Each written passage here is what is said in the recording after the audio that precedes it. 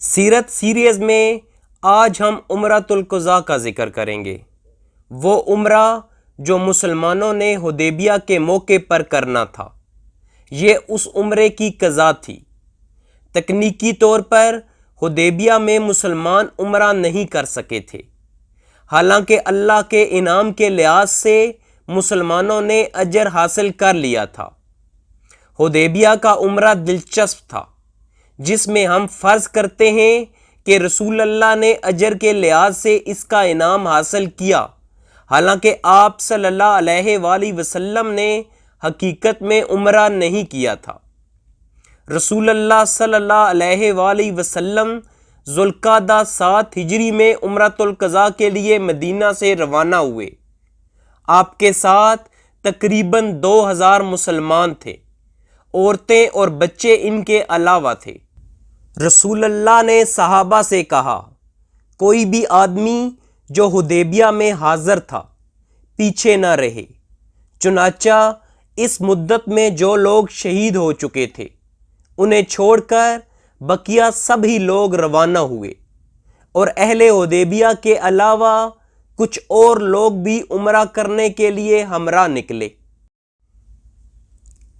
پچھلی مرتبہ کے برعکس اس دفعہ مسلمان اپنے تمام ہتھیار ساتھ لے کر گئے تھے، تاکہ اگر قریش ان کو عمرہ کرنے سے روکیں یا جنگ کے لیے آئیں تو مسلمان ان سے نمٹ سکیں۔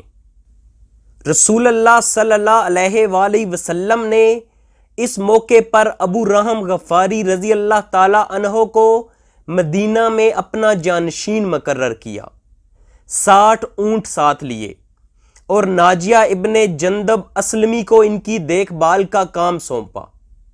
ذوالحلیفہ سے عمرہ کا احرام باندھا اور لبیک کی صدا لگائی۔ آپ صلی اللہ علیہ وآلہ وسلم کے ساتھ مسلمانوں نے بھی لبیک پکارا۔ جب قریش نے سنا کہ 2000 مسلمان آ رہے ہیں اور وہ مسلح ہیں، تو مسلمانوں کے مکہ کے قریب آنے پر انہوں نے اپنا ایک وفد ان کے پاس بھیجا، جس کی سربراہی مکرز ابن حفص کر رہے تھے، جو حدیبیہ کے موقع پر بھی قریش کے وفد میں شامل تھے۔ مکرز نے اللہ کے رسول سے کہا، اے محمد صلی اللہ علیہ وآلہ وسلم، ہم نے کبھی بھی آپ کو چھوٹے یا بڑے معاملے میں وعدہ خلاف نہیں پایا، تو پھر یہ ہتھیار کس لیے؟ یعنی آپ ہتھیاروں کے ساتھ مکہ کیوں آئے ہیں، جبکہ ہمارے درمیان معاہدہ ہوا تھا کہ آپ میان میں تلوار کے سوا کوئی اور ہتھیاروں کے ساتھ نہیں آئیں گے، لیکن ہم دیکھ رہے ہیں کہ آپ کے ساتھ گھوڑے ہیں، ڈالیں، نیزے اور تیر ہیں۔ رسول اللہ نے کہا، اور جیسے ہمارا اتفاق ہوا تھا ہم مکہ میں ویسے ہی داخل ہوں گے۔ ابھی ہم مکہ میں نہیں ہیں، اس سے باہر ہیں۔ تو آپ صلی اللہ علیہ وآلہ وسلم نے سارے ہتھیار یعنی ڈال، سپر، تیر، نیزے سب رکھ دیے، اور ان کی حفاظت کے لیے اوس ابن خولی انصاری رضی اللہ تعالی عنہ کی ماتحتی میں 200 آدمی وہی چھوڑ دیے، اور سوار کا ہتھیار یعنی میان میں رکھی ہوئی تلواریں لے کر مکہ میں داخل ہوئے۔ رسول اللہ مکہ میں داخلے کے وقت اپنی قصوہ نامی اونٹنی پر سوار تھے۔ مسلمانوں نے تلواریں حمائل کر رکھی تھیں اور رسول اللہ کو گھیرے میں لیے ہوئے لبیک پکار رہے تھے۔ سیرت کی کتابوں سے ایسے لگتا ہے کہ اس موقع پر قریش 3 گروپوں میں تقسیم تھے۔ کچھ لوگ مسلمانوں کی مکہ آمد پر اپنے گھروں میں بند رہے اور انہوں نے دروازے بند کر لیے۔ دوسرا گروپ دار الندوہ میں جمع ہوا۔ دار الندوہ قریش کی پارلیمنٹ تھی، جہاں وہ آپس کے فیصلے کرتے تھے۔ دار الندوہ کافی بڑی جگہ تھی، تو کئی لوگ وہاں آ سکتے تھے، اور ایک گروپ مکہ سے نکل کر پہاڑوں اور وادیوں میں چلا گیا۔ یعنی مکہ کے لوگ مسلمانوں سے بات چیت کرنا نہ چاہتے تھے اور نہ ملنا چاہتے تھے، انہوں نے یہ سیاسی وجوہات کی وجہ سے بھی کیا اور ان میں ڈر بھی تھا کہ کیا ہوگا۔ اس دوران دارالندوہ سے ایک افواہ پھیلی۔ یاد رہے قریش کی اکثریت نے اپنے مسلمان رشتہ داروں کو 6.5 سال سے نہیں دیکھا تھا۔ یہ بہت لمبا عرصہ تھا۔ تو قریش کی طرف سے یہ افواہ پھیلی کہ مسلمانوں کو مدینہ کی وبا نے توڑ ڈالا ہے اور وہ کمزور ہو گئے ہیں۔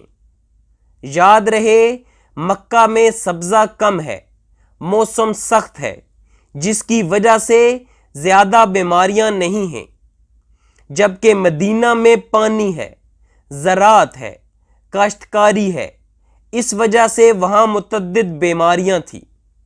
اسی لیے جب صحابہ نے مدینہ ہجرت کی تو سب بیمار ہو گئے تھے۔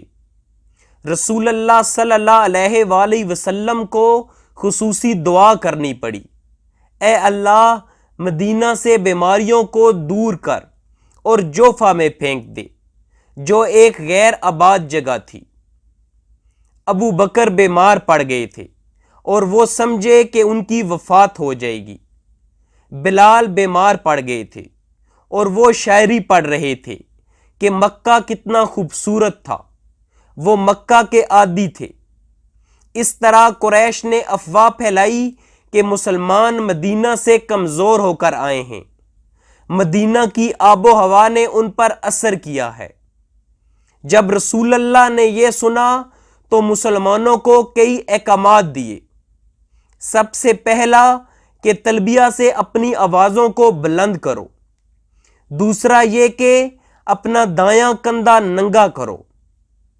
پہلی دفعہ یہ سنت متعارف کرائی گئی کہ اب جب بھی کوئی اپنا پہلا طواف کرتا ہے تو اپنا دایاں کندھا ننگا کرتا ہے۔ اور تیسرا حکم اللہ کے رسول نے یہ دیا کہ طواف کے پہلے 3 چکر رمل کرتے ہوئے پورے کیے جائیں۔ رمل تیز چلنے کو کہتے ہیں۔ تو رسول اللہ اور صحابہ نے پہلے 3 چکروں میں رمل کی۔ جب قریش نے یہ دیکھا تو انہوں نے کہا واللہ ان کے ساتھ تو کوئی مسئلہ نہیں، ہم نے انہیں اس سے زیادہ توانا نہیں دیکھا۔ یہ قریش کے لیے بہت حیران کن نظارہ تھا۔ اس وقت تک تاریخ میں اتنی بڑی تعداد میں مسلمان عمرہ کرنے کے لیے نہیں آئے تھے۔ 2000 لوگ مل کر تلبیہ پکار رہے تھے، جو بڑی تعداد تھی۔ یہ قریش کے لیے حیران کن نظارہ تھا جس کا ان پر اثر ہوا۔ اسی لیے اس عمرہ کے بعد قریش کی 3 نمایاں شخصیات نے اسلام قبول کیا۔ یہ اتفاق نہیں۔ جب انہوں نے یہ حیران کن نظارہ دیکھا جو انسانی تاریخ میں کبھی نہ دیکھا گیا تھا، مسلمان ایک جیسا لباس پہن کر تلبیہ پکار رہے تھے، اور تلبیہ بھی انسانی تاریخ میں پہلی مرتبہ جسے آج ہم جانتے ہیں قائم کیا گیا، کیونکہ قریش کا جاہلی تلبیہ تھا جس میں شرکیہ الفاظ تھے۔ تلبیہ تمام صحابہ بلند آواز سے پکار رہے تھے۔ تصور کیا جا سکتا ہے کہ ان مناظر کا قریش پر کیا اثر ہوا ہوگا۔ یہاں کس کا پلڑا باری تھا، کس کی تعداد زیادہ تھی، کس میں توانائی زیادہ تھی۔ ہواؤں کا رخ تبدیل ہو چکا تھا۔ اب سے 2 سال کے اندر مکہ مسلمانوں کے کنٹرول میں ہوگا۔ طواف سے فارغ ہو کر آپ صلی اللہ علیہ وآلہ وسلم نے صفا و مروہ کی صحیح کی۔ اسی وقت آپ کی ہدی یعنی قربانی کے جانور مروہ کے پاس کھڑے تھے۔ آپ نے صحیح سے فارغ ہو کر فرمایا یہ قربان گاہ ہے اور مکے کی ساری گلیاں قربان گاہ ہیں۔ اس کے بعد مروہ ہی کے پاس جانوروں کو قربان کر دیا، پھر وہیں سر منڈایا۔ مسلمانوں نے بھی ایسے ہی کیا۔ اس کے بعد کچھ لوگوں کو یا جج بھیج دیا گیا کہ وہ ہتھیاروں کی حفاظت کریں، اور جو لوگ حفاظت پر مامور تھے وہ آ کر اپنا عمرہ ادا کر لیں۔ رسول اللہ صلی اللہ علیہ وآلہ وسلم نے مکہ میں 3 دن قیام کیا۔ سیرت کی کتابوں میں ان 3 دنوں کے معاملات کا ذکر نہیں ہے، جس سے ہم تصور کر سکتے ہیں کہ یہ 3 دن پرامن رہے اور کوئی خاص واقعہ پیش نہ آیا۔ قریش نے اپنے معاہدے کی پاسداری کی اور مسلمانوں کے معاملات میں مداخلت نہ کی۔ اس طرح تمام صحابہ نے عمرہ ادا کیا۔ اس دوران 2 چیزیں ہوئیں۔ عباس رضی اللہ تعالیٰ عنہ نے رسول اللہ کو مشورہ دیا کہ میمونہ سے شادی کر لیں۔ میمونہ رسول اللہ کی آخری بیوی تھی اور میمونہ رسول اللہ کی بیویوں میں سب سے آخر میں فوت ہوئیں۔ میمونہ کی شادی ابو راہم عبد العزیٰ سے ہوئی تھی، جن کا انتقال ہوا تو وہ بیوہ ہو گئیں۔ وہ مکہ میں تھیں اور مسلمان تھیں۔ میمونہ رضی اللہ تعالی عنہا عباس کی سالی تھیں۔ عباس کی بیوی ام الفضل تھیں، جو میمونہ کی بہن تھی۔ شوہر کے انتقال کے بعد میمونہ مکہ میں اکیلی تھیں اور ان کی دیکھ بھال کے لیے کوئی نہ تھا۔ وہ مسلمان تھیں اور قریش کفار کے ساتھ نہ رہنا چاہتی تھیں، تو انہوں نے ام الفضل سے کہا کہ میرے لیے خاوند دیکھیں۔ ام الفضل نے اس کا ذکر اپنے شوہر عباس رضی اللہ تعالی عنہ سے کیا۔ عباس فوری طور پر رسول اللہ کے پاس گئے اور کہا، میں اب میمونہ کا ولی ہوں، آپ کا ان کے بارے میں کیا خیال ہے؟ عباس نے میمونہ کی بہت تعریف کی، تو رسول اللہ نے میمونہ سے شادی کرنے پر رضامندگی کا اظہار کیا۔ عباس ولی تھے، اس لیے انہوں نے نکاح کی ذمہ داریاں ادا کی۔ آپ صلی اللہ علیہ وآلہ وسلم نے میمونہ سے شادی عمرہ مکمل کرنے کے بعد کی۔ اب مکہ میں مسلمانوں کا 3را دن تھا اور آپ نے ابھی تک میمونہ کے ساتھ رات نہ گزاری تھی۔ قریش آئے اور کہا کہ 3 دن ہو گئے ہیں، معاہدے کے مطابق آپ کو اب مکہ خالی کرنا ہوگا۔ تو رسول اللہ نے ان کے ساتھ بات چیت کرنے کی کوشش کی اور آپ نے کہا کہ کیا ہو جائے گا اگر میں کچھ اور وقت مکہ میں ٹھہر سکوں؟ میں نے ابھی شادی کی ہے، مجھے شادی کے بعد کچھ دیر کے لیے یہاں رہنے دیں، کل ہم بڑا ولیمہ کریں گے، آپ لوگوں کو عام دعوت ہے، آئیں اور کھانے سے لطف اندوز ہوں۔ رسول اللہ چاہ رہے تھے کہ وہ مکہ میں کچھ دیر اور ٹھہر سکیں، لیکن قریش نہ مانے اور انہوں نے کہا، ہمیں آپ کے کھانے کی حاجت نہیں ہے، مطلب 3 دن ہو گئے ہیں، آپ کو یہاں سے جانا ہوگا۔ تو رسول اللہ نے معاہدے کی پاسداری کی اور بغیر کسی واقعے کے مکہ سے روانہ ہوئے۔ اس لیے رسول اللہ نے اپنی شادی کی تکمیل مکہ سے باہر صرف کے مقام پر کی، جہاں مسلمان ایک رات کے لیے خیمہ زن ہوئے۔ یہ اللہ کی قدر تھی کہ کئی سال بعد میمونہ رضی اللہ تعالی عنہا عمرے سے واپس جاتے ہوئے صرف کے مقام پر ہی فوت ہوئیں اور ان کی تدفین صرف میں ہی ہوئی۔ میمونہ کی وفات 61 ہجری میں ہوئی۔ آپ ازواج مطہرات میں وفات پانے والی آخری تھیں۔ یہ میمونہ بنت حارث تھیں۔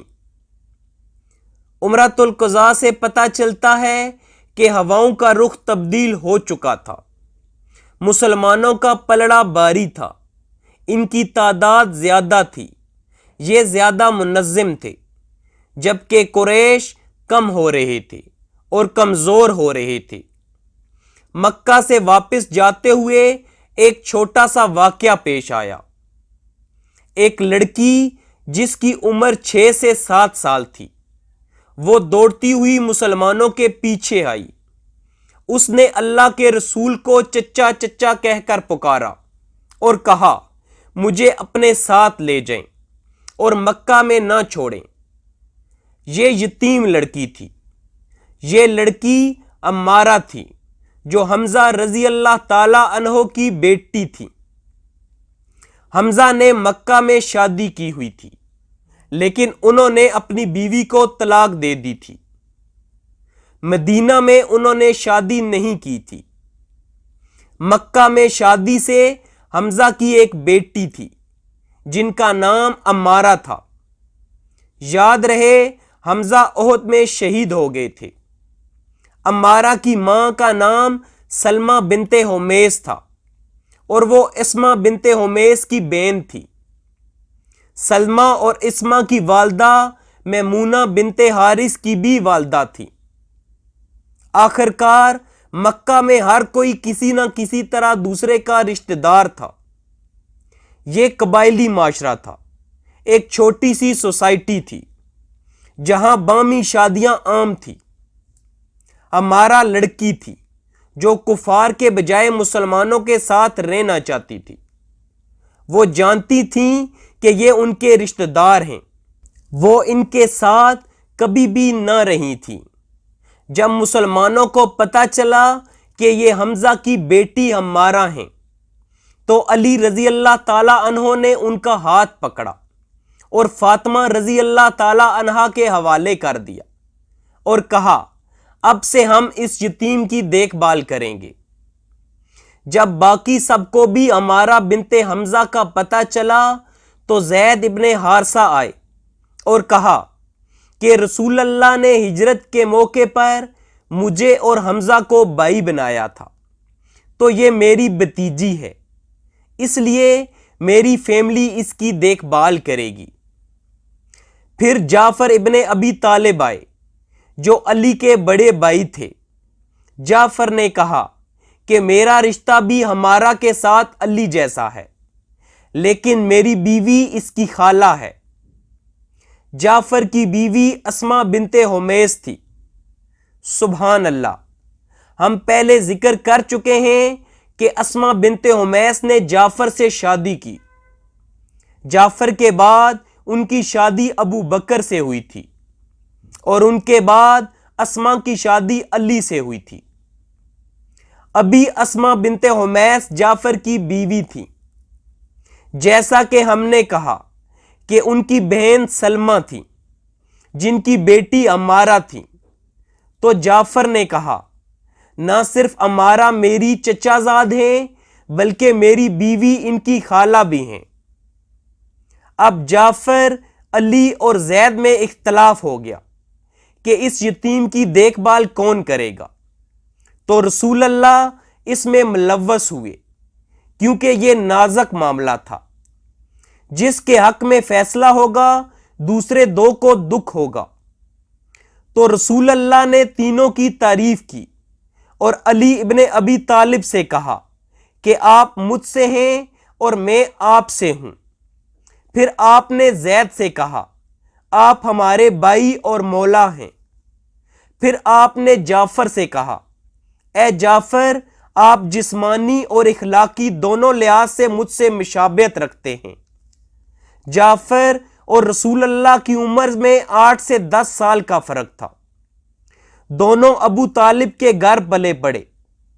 رسول اللہ نے تینوں کی تعریف کی اور ان کے فضائل بیان کیے، اور آپ نے کہا جعفر یہ آپ کی ہیں کیونکہ خالہ کا مقام ماں کی طرح ہے۔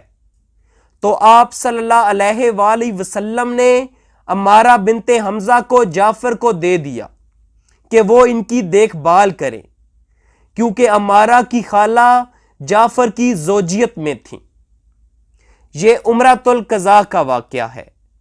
عمرۃ القضاء قریش کے لیے آخری نفسیاتی دھچکا تھا کیونکہ فتح مکہ اب قریب ہے۔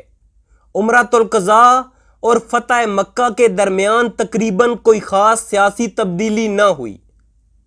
واضح طور پر قریش اب ہمت ہار چکے تھے، اور اس کا ثبوت عمرۃ القضاء کے فوری بعد فتح مکہ سے پہلے 3 عام افراد کا قبول اسلام تھا، جس سے عمرۃ القضاء کا قریش پر نفسیاتی اثر کا پتہ چلتا ہے۔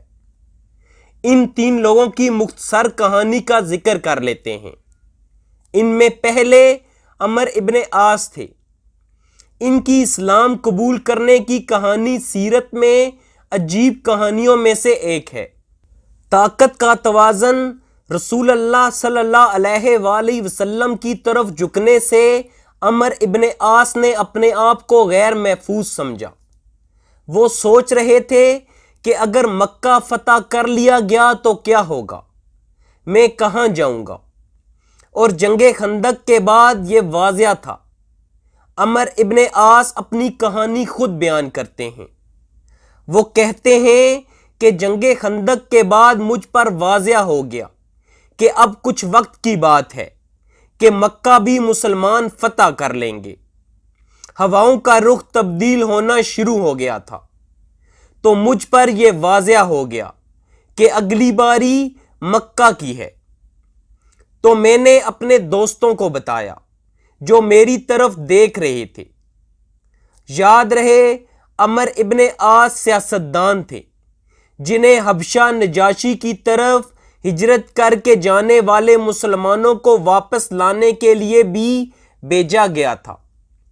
تو کچھ لوگ جو ان کی ہدایت کا انتظار کر رہے تھے، وہ آگے بیان کرتے ہیں کہ میں اس گروپ کے پاس گیا اور کہا، دیکھو میں تمہیں بتا رہا ہوں کہ اس شخص محمد صلی اللہ علیہ وآلہ وسلم کے معاملات بہت جلد اعلیٰ ہو جائیں گے۔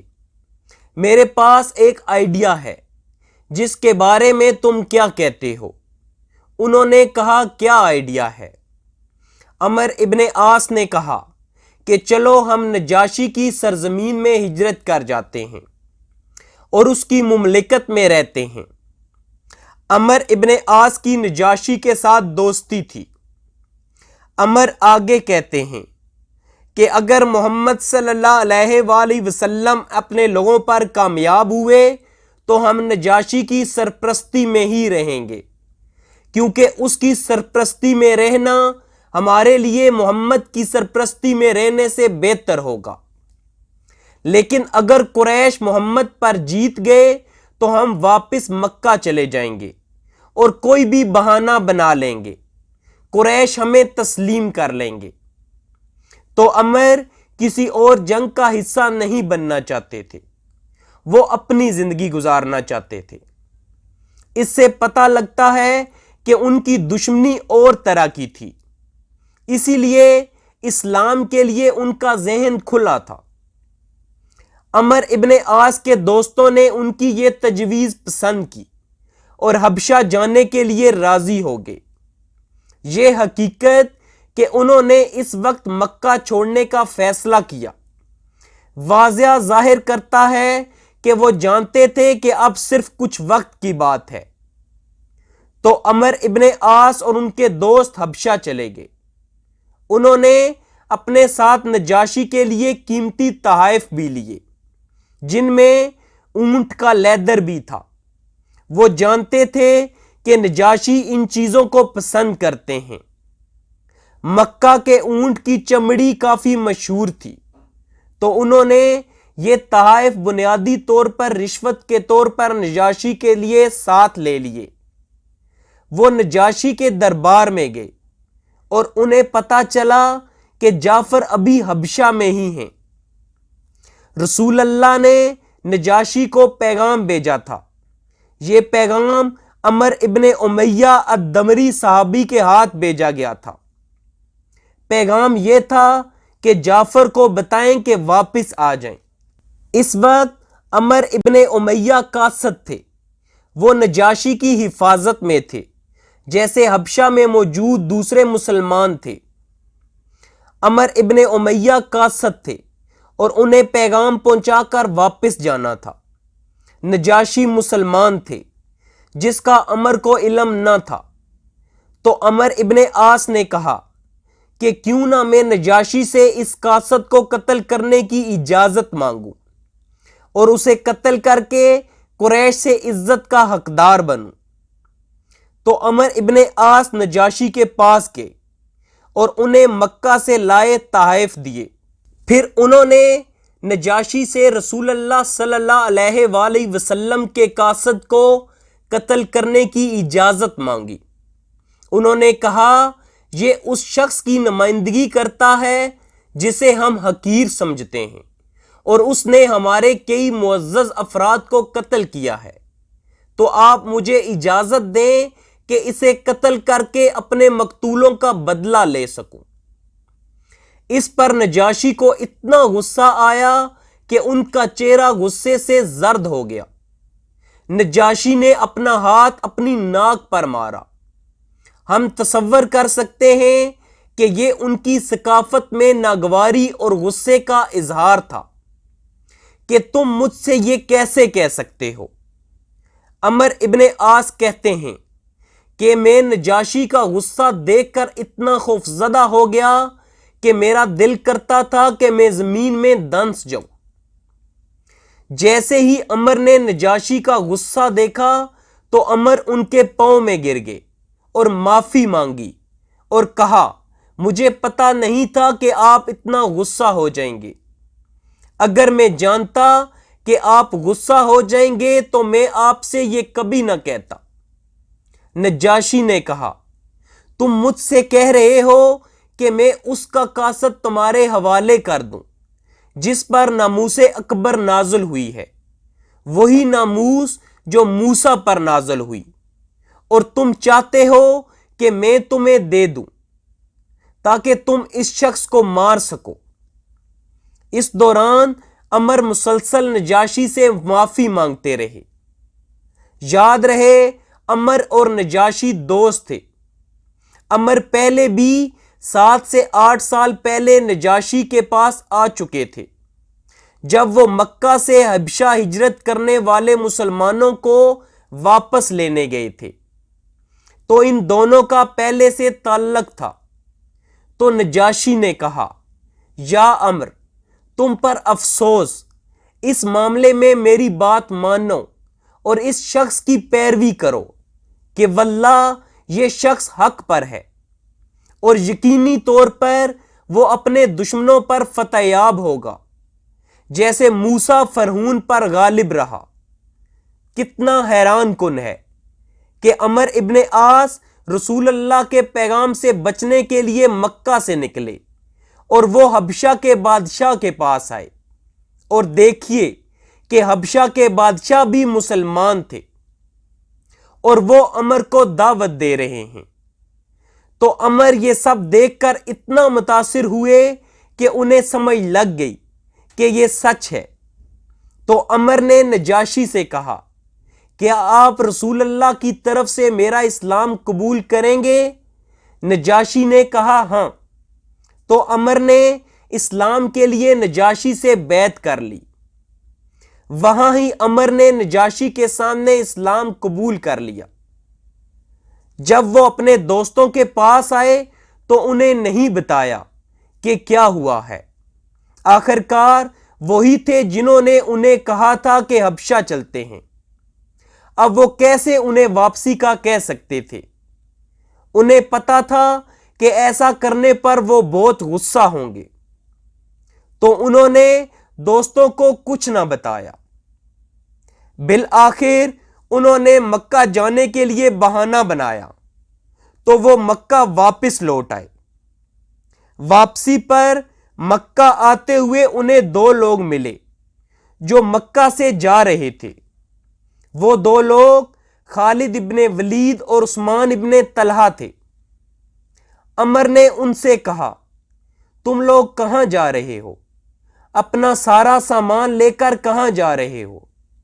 انہوں نے کہا ہم رسول اللہ کے پاس جا رہے ہیں اور اسلام قبول کر رہے ہیں۔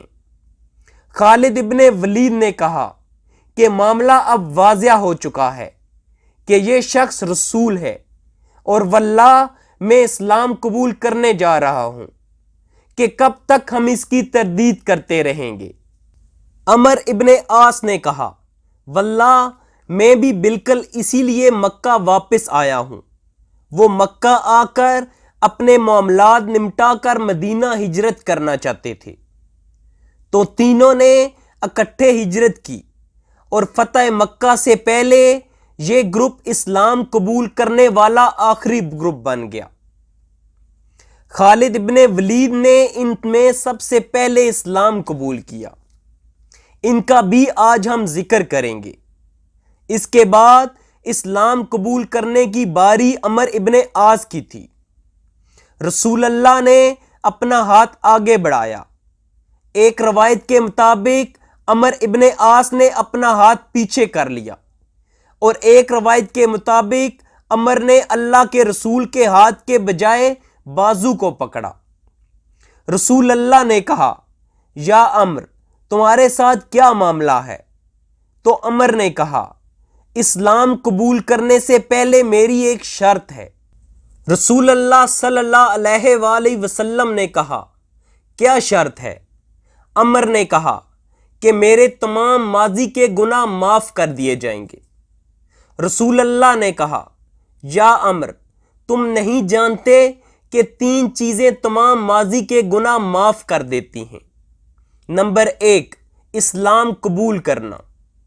نمبر 2، ہجرت، اور آپ نے ابھی ہجرت کی ہے۔ اور نمبر 3، حج، ہمارے تمام گناہ معاف کر دیتا ہے۔ تو نکتہ یہ ہے کہ رسول اللہ نے کہا تم نہیں جانتے کہ اسلام قبول کرنے اور ہجرت کرنے سے تمہارے تمام سابقہ گناہ معاف ہو گئے ہیں۔ تو عمر ابن عاص فتح مکہ سے پہلے آخری اسلام قبول کرنے والے گروپ میں تھے۔ جہاں تک خالد ابن ولید کا تعلق ہے، ان کی بھی اسلام قبول کرنے کی کہانی بہت دلچسپ ہے۔ خالد ابن ولید بنو مخزوم قبیلے کے سردار الولید ابن مغیرہ کے بیٹے تھے۔ ابو جہل بھی بنو مخزوم قبیلے سے تھا۔ بنو مخزوم قبیلے کی رسول اللہ سے سب سے زیادہ دشمنی اور عداوت تھی۔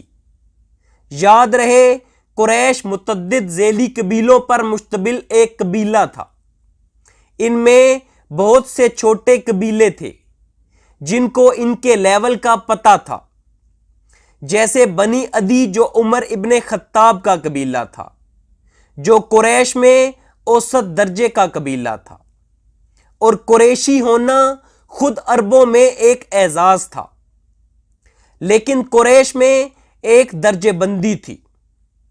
قریش میں 3 ٹاپ کے قبیلے تھے۔ ان میں اسلام کے بعد ایک قبیلہ اپنی اہمیت اور درجے میں کم ہو گیا، اور 2 اپنے درجے پر برقرار رہے، جو بنو ہاشم اور بنو امیہ تھے۔ لیکن اسلام سے پہلے دور جاہلیت میں بنو ہاشم، بنو امیہ اور بنو مخزوم تینوں تھے۔ ان تینوں قبیلوں کی دور جاہلیت میں بڑی اہمیت اور کردار تھا۔ تینوں قبیلے اہم تھے۔ الولید ابن مغیرہ بنو مخزوم کے سردار تھے، جیسا کہ بنو ہاشم کے سردار ابو طالب تھے۔ بنو مخزوم میں سب سے مشہور شخص الولید ابن مغیرہ تھا۔ الولید قریش کا آفیشل شاعر تھا۔ وہ قریش کی مقابلوں میں نمائندگی کرتا تھا۔ شاعری میں الولید کے مد مقابل کوئی نہ تھا۔ اسی لیے جب قرآن نازل ہوا، وہ سب ان کے پاس آئے کہ آپ کو اس کے بارے میں کچھ کہنا ہوگا۔ تو اس نے کہا، مجھے کچھ سوچنے دو۔ اور اللہ سورۃ مدثر میں کہتے ہیں، چھوڑ دو مجھے اور اس شخص کو جسے میں نے اکیلا پیدا کیا، بہت سا مال اس کو دیا، اس کے ساتھ حاضر رہنے والے بیٹے دیے، اور اس کے لیے ریاست کی راہ ہموار کی۔ پھر وہ طمع رکھتا ہے کہ میں اسے اور زیادہ دوں۔ ہرگز نہیں، وہ ہماری آیات سے عناد رکھتا ہے۔ میں تو اسے عنقریب ایک کٹھن چڑھائی چڑھاؤں گا۔ اس نے سوچا اور کچھ بات بنانے کی کوشش کی، تو خدا کی مار اس پر، کیسی بات بنانے کی کوشش کی؟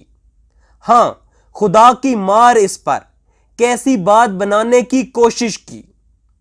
پھر لوگوں کی طرف دیکھا، پھر پیشانی سکیڑی اور منہ بنایا، پھر پلٹا اور تکبر میں پڑ گیا۔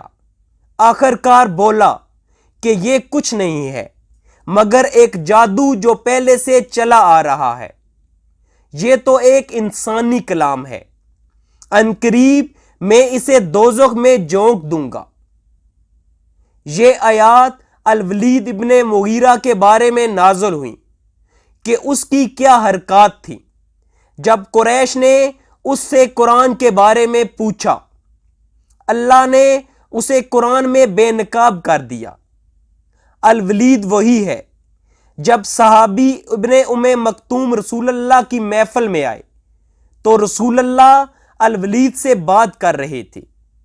الولید قریش کے معززین میں سے تھا، اس میں کوئی شک نہیں کہ وہ اسلام اور رسول اللہ کا دشمن تھا، لیکن وہ ان لوگوں میں سے تھا جو دشمنی میں گٹیا پن تک نہیں گیا تھا، جیسے ابو جہل۔ الولید وہ دشمن تھا جو کچھ حد تک اسلام کی طرف متوجہ ہوا تھا، اسی لیے جب رسول اللہ اسے دعوت دے رہے تھے، آپ صلی اللہ علیہ وآلہ وسلم بہت پر امید تھے کہ اتنے میں صحابی مکتوم محفل میں اپنی چھڑی کے ساتھ آئے۔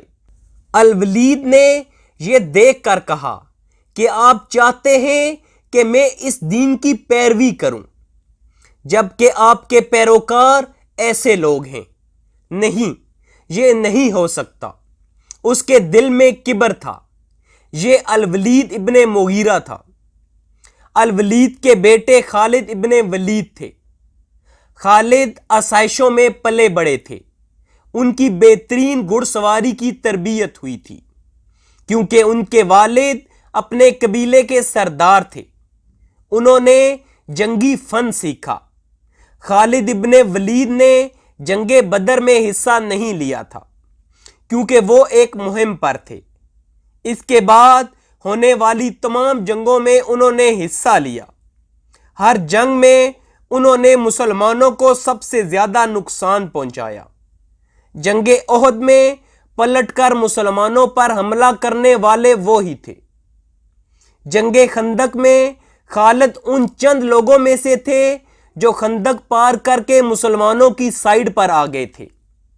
پھر صحابہ نے خالد اور ان کے گروپ کو حصار میں لے لیا، جس کی وجہ سے ان کو واپس جانا پڑا۔ خالد ابن ولید ہی تھے جن کو ایک دستے کے ساتھ حدیبیہ میں رسول اللہ کو روکنے کے لیے بھیجا گیا تھا، لیکن اللہ کے رسول نے رستہ تبدیل کر لیا اور خالد سے ان کا سامنا نہ ہوا۔ مسلمان حدیبیہ میں پہنچنے میں کامیاب ہو گئے تھے۔ خالد ابن ولید کی اسلام قبول کرنے کی کہانی بہت دلچسپ ہے۔ خالد ابن ولید نے اپنے اسلام قبول کرنے کی کہانی خود بیان کی ہے جو ابن کثیر نے روایت کی ہے۔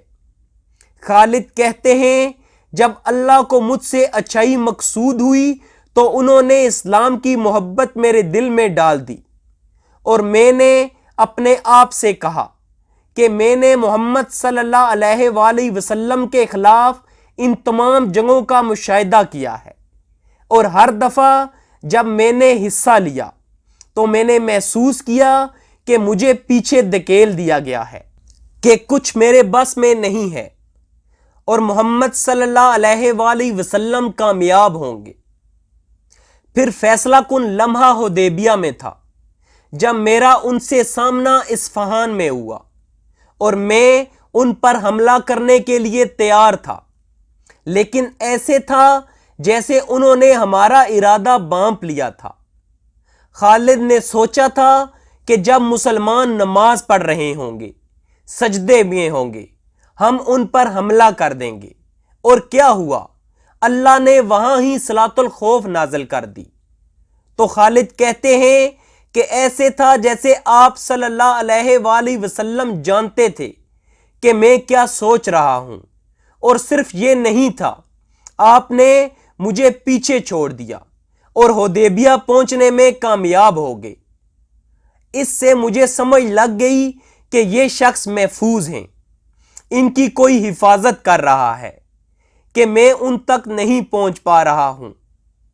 اور صلح حدیبیہ کے بعد مجھے سمجھ لگ گئی تھی کہ آپ صلی اللہ علیہ وآلہ وسلم ہی فتح یاب ہوں گے۔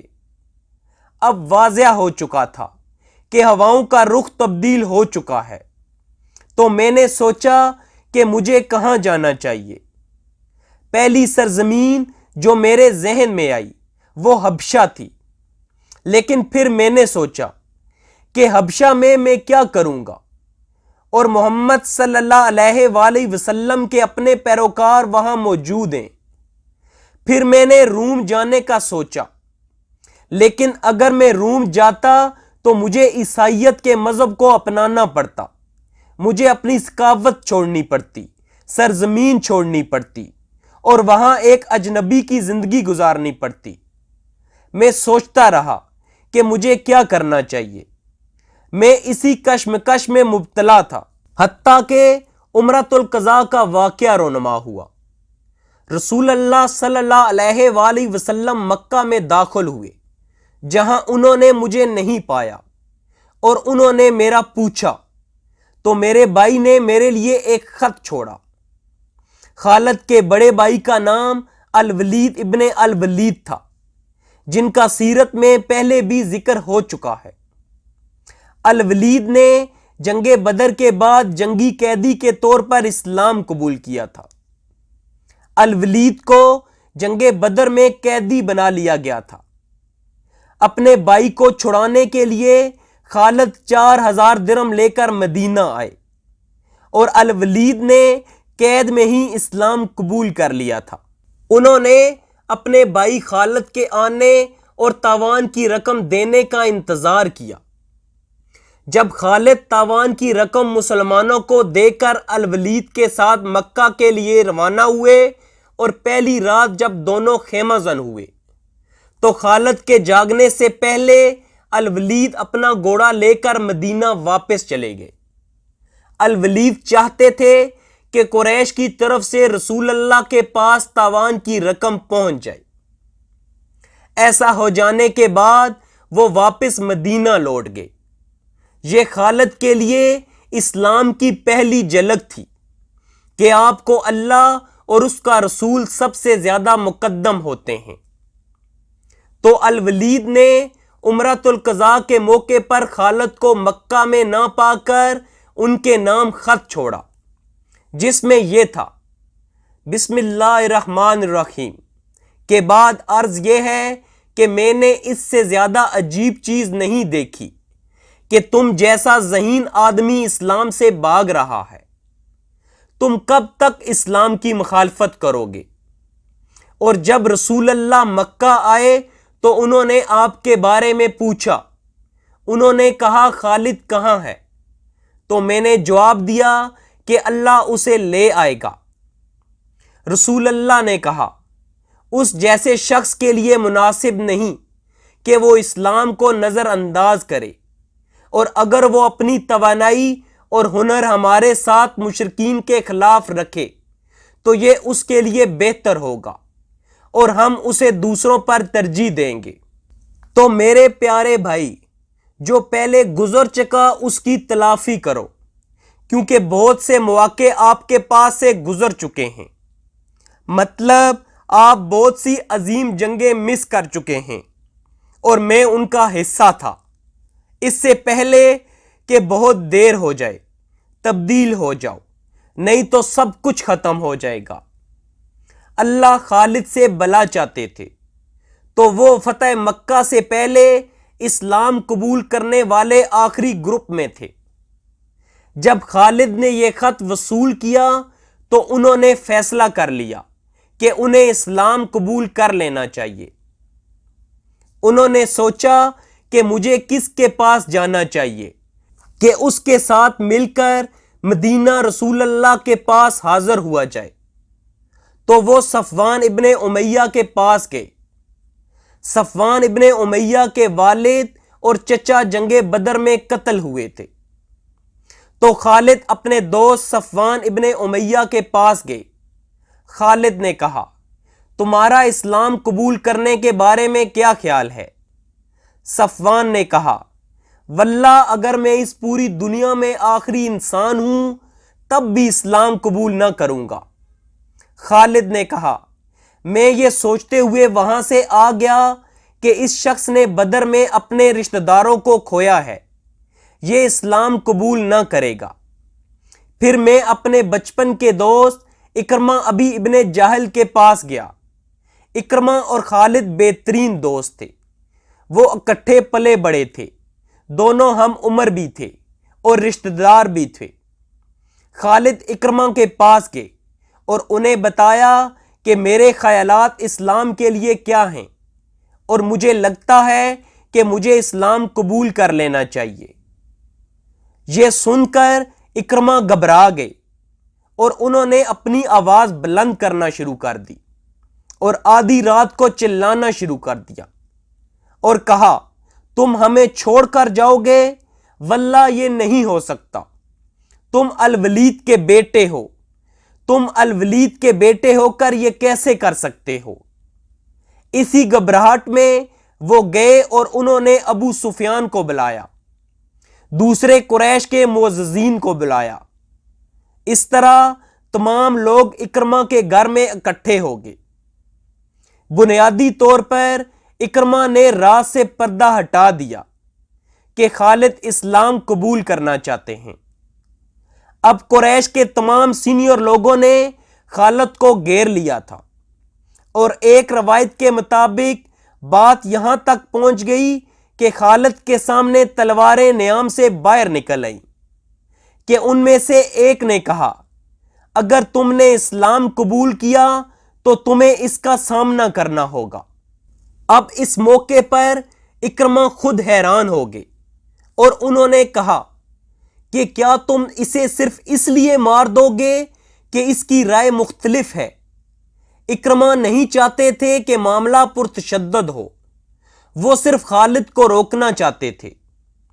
تو اکرمہ نے معاملے کو ٹھنڈا کیا اور کہا کہ تم لوگ گھر جاؤ، میں اس سے نمٹ لوں گا۔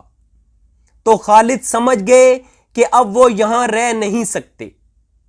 اسی رات اور ایک روایت کے مطابق انہوں نے عثمان ابن طلحہ کو بھی دعوت دی۔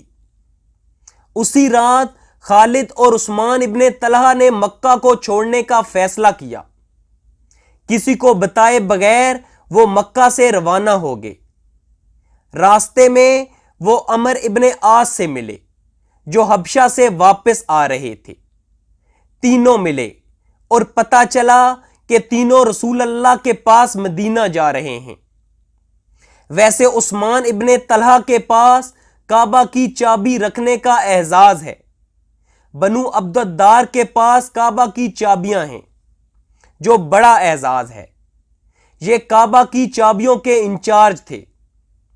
تو عثمان ابن طلحہ نے بھی اسلام قبول کر لیا۔